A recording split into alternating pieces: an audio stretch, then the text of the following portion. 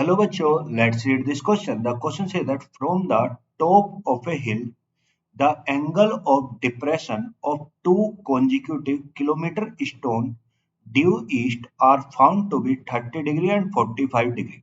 The height of the hill is 4 option 1 by 2 into under root 3 minus 1 kilometer.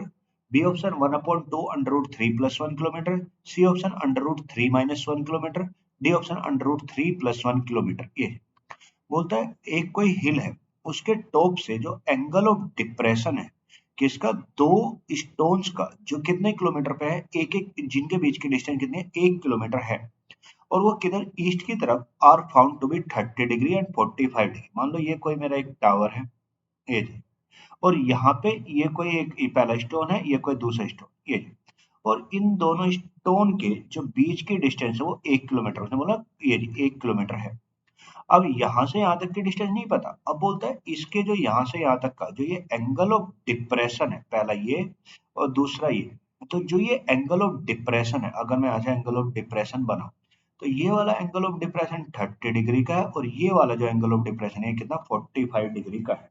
ये वाला 30 degree और ये वाला कितना, 45 डिग्री का है। नहीं, अब बोलता है बताओ जो ये जो हाइट ऑफ द हिल है वो हमें कितनी होगी। मान लो ये ए बी है, ये सी, ये डी, और यहाँ से यहाँ तक की डिस्टेंस तो उसने खुद से रखी 1, और ये मैंने लेट कर ली x किलोमीटर है, ये मैंने कितने वाली x किलोमीटर मान ली, और हाइट ऑफ द हिल कितनी वाली, h किलोमीटर मान ली, h लेट कर लिया, लेट हाइट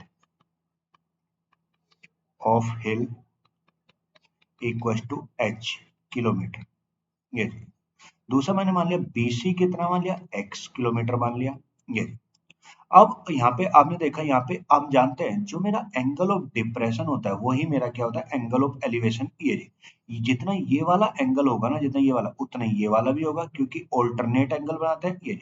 और ये वाला 45 है तो ये वाला भी कितना होगा, 45 डिग्री का, ये वाला भी कितने का, 45 डिग्री का होगा। ये तो अगर मैं यहाँ पे एक एक ट्राइंगल को लूं, अब मैं बात करता हूँ इन ट्राइंगल, अगर मैं बात करूं in triangle B A D की, अगर मैं बात बी ए सी की बात करते हैं, पहले बी ए सी की बात करो, बी ए सी।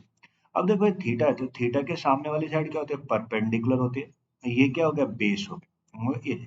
और परपेंडिकुलर और बेस में कौन रिलेशन बताता है भाई, परपेंडिकुलर बेस में बताता है टेन। तो टेन थीटा, टेन थीटा क्या होता है, परपेंडिकुलर अपॉन बेस।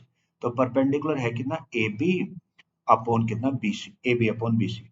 तो अगर मैं यहाँ पे वैल्यू पुट करें नहीं, तो टेन थीटा, अब देखो टेन है 45, तो tan 45 degree equal to A B कितना एच है, अपॉन बी सी कितना एक्स।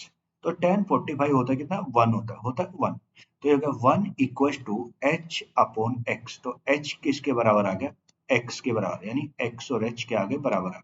तो सबसे पहले तो मेरा यही निकल गया कि एक्स या एच दोनों एक दूसरे के बराबर है।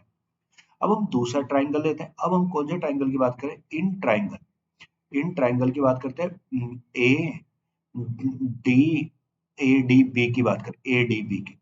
अगर मैं यहाँ पे भी टेन थीटा का यूज करूँ तो टेन 30, अब देखो इस बार एंगल कितना है, 30 डिग्री का, टेन 30 इक्वल टू क्या बनेगा, परपेंडिकुलर तो एच ही है, बेस कितना हो गया, एक्स प्लस 1। भैया यहाँ पूरा बीडी हो जाएगा तो एक्स प्लस 1 हो जाएगा, और टेन 30 होता है कितना, 1/√3, 1/√3 होगा कितना, एच अपॉन एक्स प्लस 1। तो इसे इधर ले गए तो ये होगा √3h equals to X plus 1 आ गया। अब देखो ये x है, तो इसे, और हमें पता है x किसके बराबर, h के, तो क्योंकि हमें निकालना h है तो x को h से रिप्लेस कर देते हैं, h प्लस 1 इक्वल टू होगा √3h। तो ये h इधर आएगा तो होगा यहाँ से कितना, √3h minus h equal to 1। तो अब इसमें से क्या कॉमन है, h कॉमन आ गया, तो h into √3 minus 1 equal to 1। तो h का जो मान आ गया वो आ गया 1 अपॉन √3 माइनस 1।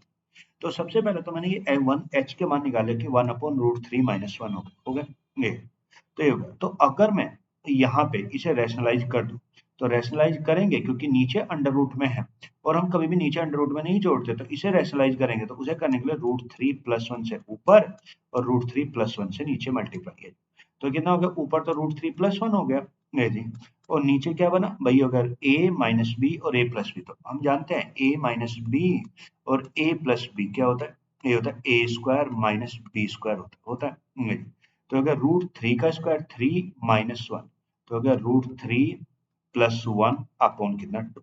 तो जो मेरी हाइट रही होगी वो कितनी रहेगी, रूट थ्री प्लस 1/2 रही होगी। हाइट ऑफ द जो हिल रही होगी वो कितनी, root three plus 1। That is option B is correct, option B.